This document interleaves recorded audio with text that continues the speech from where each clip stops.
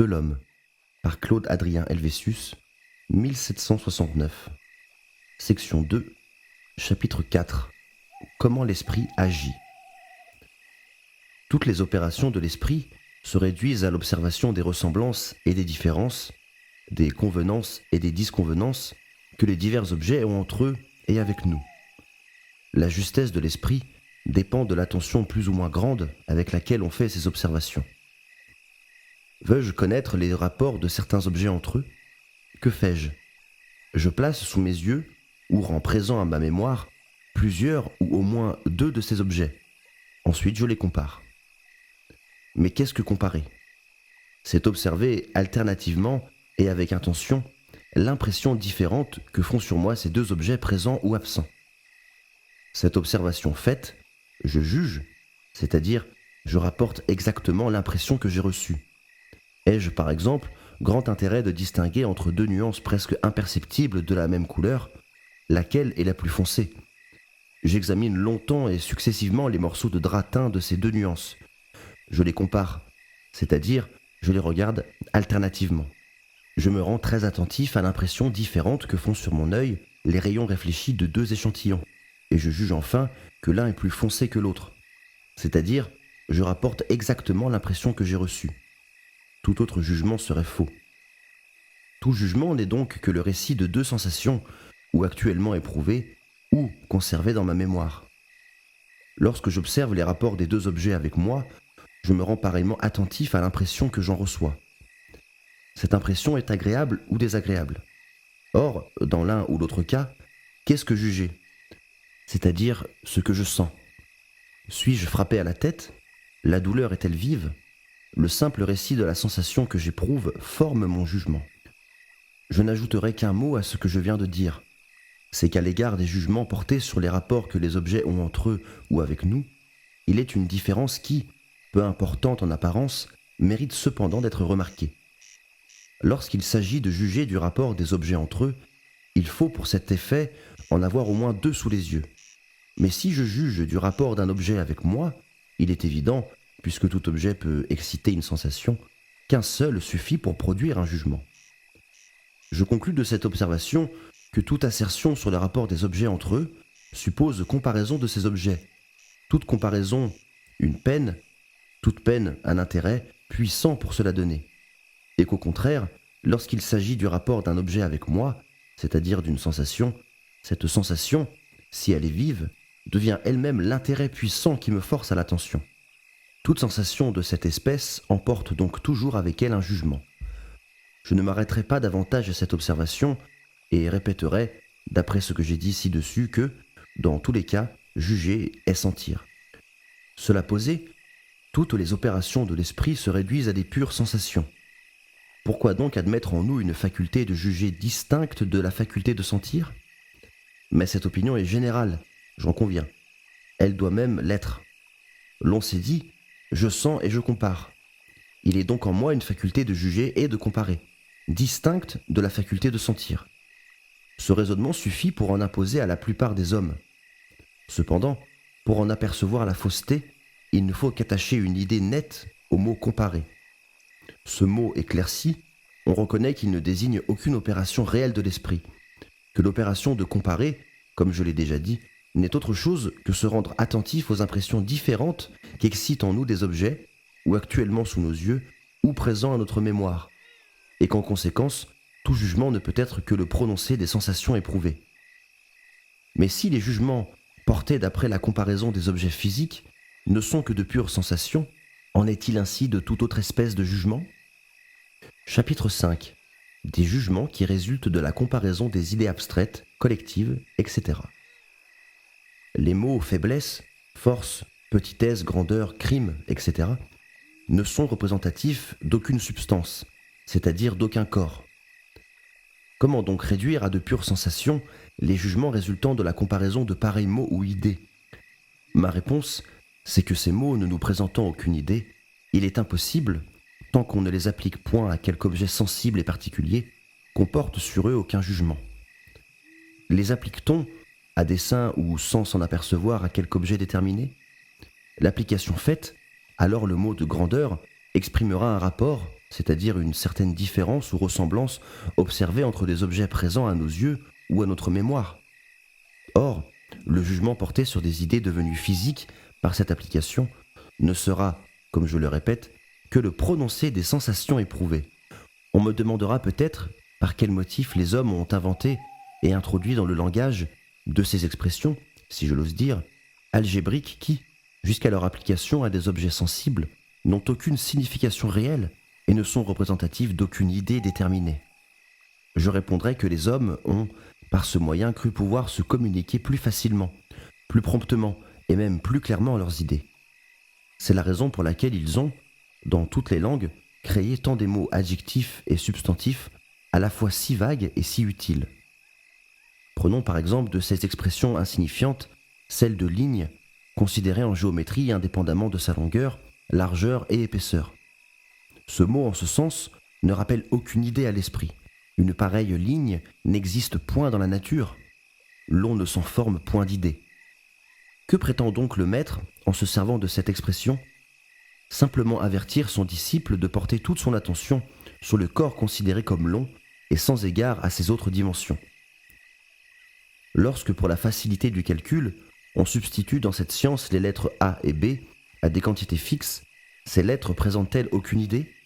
Désignent-elles aucune grandeur réelle ? Non.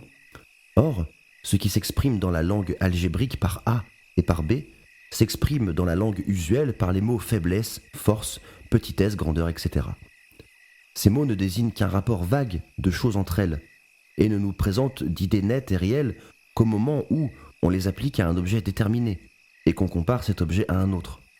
C'est alors que ces mots mis, si je l'ose dire, en équation ou en comparaison, expriment très précisément le rapport des objets entre eux. Jusqu'à ce moment, le mot de grandeur, par exemple, rappellera à mon esprit des idées très différentes selon que je les appliquerai à une mouche ou à une baleine. Il en est de même de ce qu'on appelle dans l'homme l'idée ou la pensée. Ces expressions sont insignifiantes en elles-mêmes. Cependant, à combien d'erreurs n'ont-elles pas donné naissance ?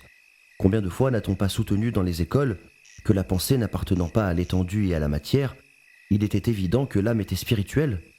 Je n'ai, je l'avoue, jamais rien compris à ce savant Galimatias. Que signifie en effet le mot penser ? Ou ce mot est vide de sens, ou, comme se mouvoir, il exprime simplement une manière d'être de l'homme. Or, dire qu'un mode ou une manière d'être n'est point un corps, on n'a point d'étendue, rien de plus clair. Mais faire de ce mode un être et même un être spirituel, rien, selon moi, de plus absurde. Quoi de plus vague encore que le mot crime ?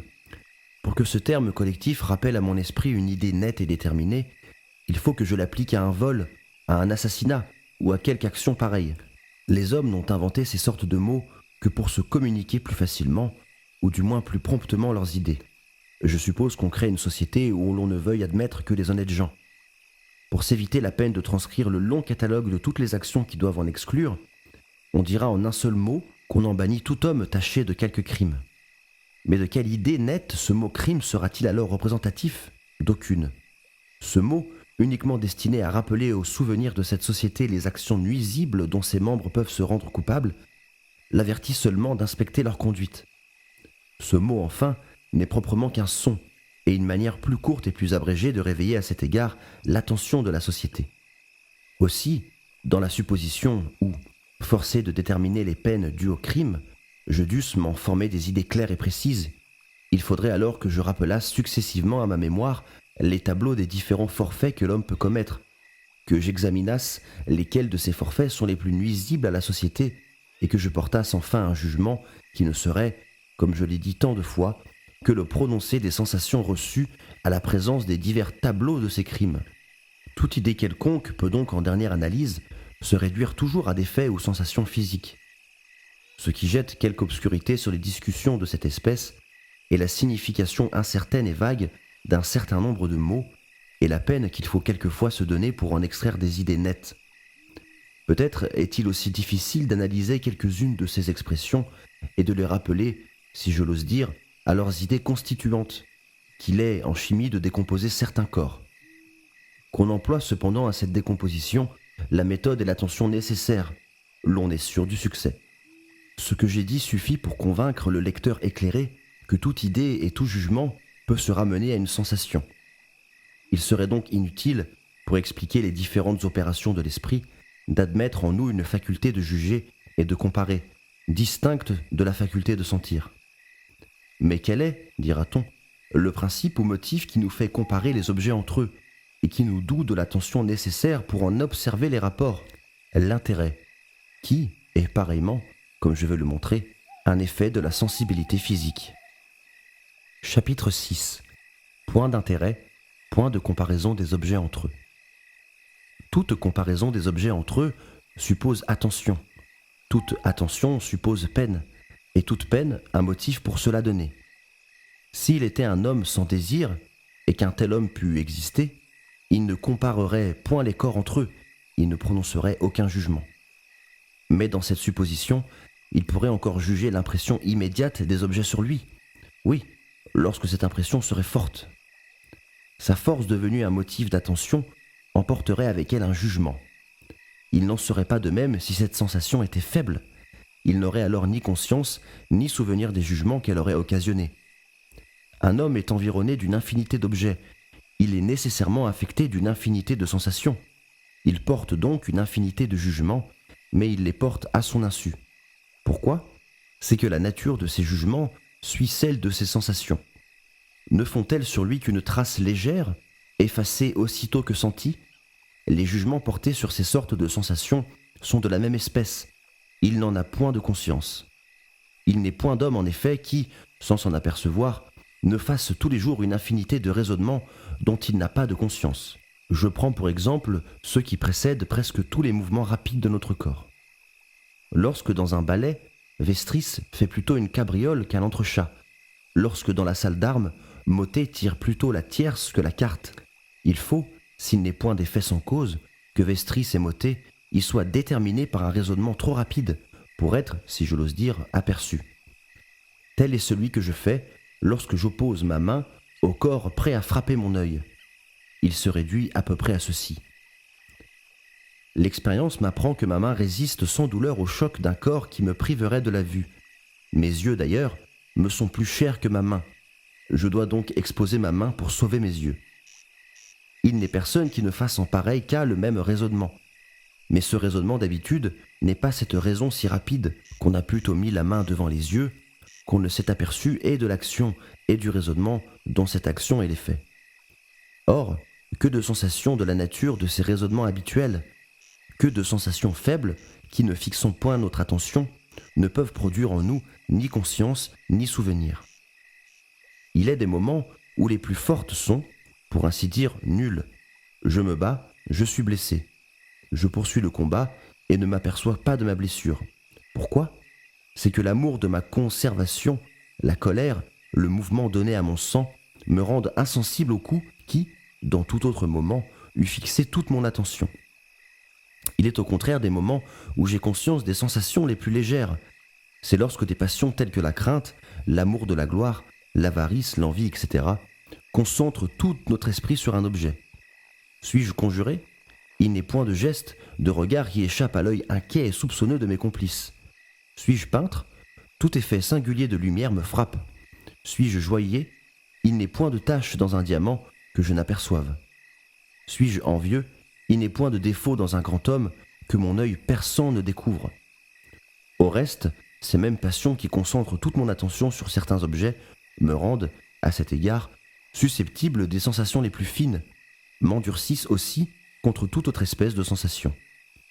Que je sois amant, jaloux, ambitieux, inquiet, si, dans cette situation de mon âme, je traverse les magnifiques palais des souverains, en vain suis-je frappé par les rayons réfléchis des marbres, des statues, des tableaux qui m'environnent.